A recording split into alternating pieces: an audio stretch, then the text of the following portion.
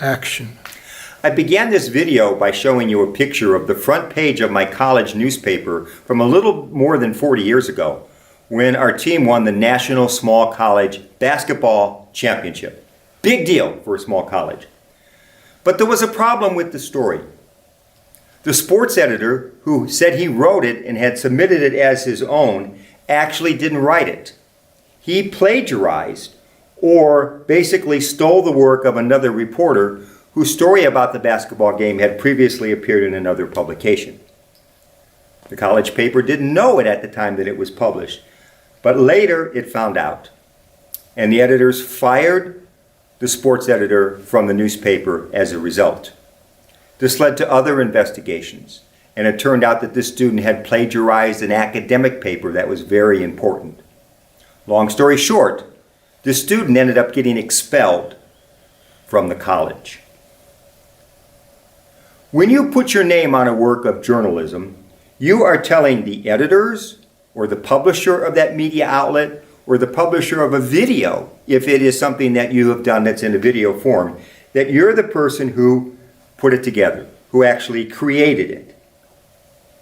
Basically, if you use AI instead of creating it yourself, you're committing a cheat and a deception as well. You're cheating yourself, really, by telling a computer program to do work which you actually should do to produce that finished product.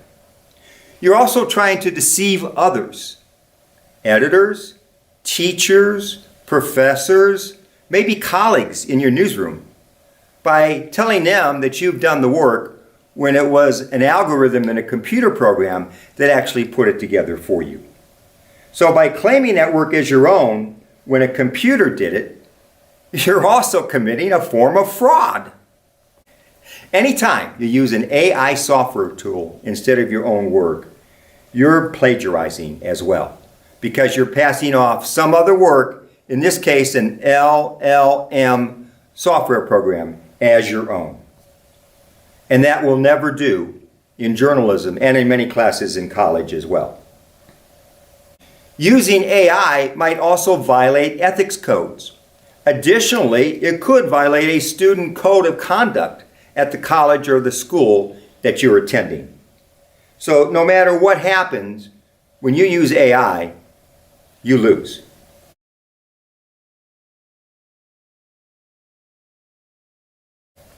Nearly 20 years ago, 5 baseball players from Bluffton College died in a tragic bus accident. The Toledo Blade sent one of its reporters to cover the first baseball game after those deaths. And that photographer used Photoshop to make changes to the picture. The editors at the Toledo Blade found out that that had happened, and they reviewed that photographer's past work and discovered dozens of other times when the photographer had done the same. Right after that, he was fired. And the editor of the Toledo Blade, in explaining it to people, said this: journalism, whether by words or pictures, or video for that matter, must be an accurate representation of the truth. And that's extremely important, because in journalism, truth matters. Anytime you put your name to a story or a video that you submit for publication to a media outlet or for an assignment in a class, you're basically saying you've done the writing.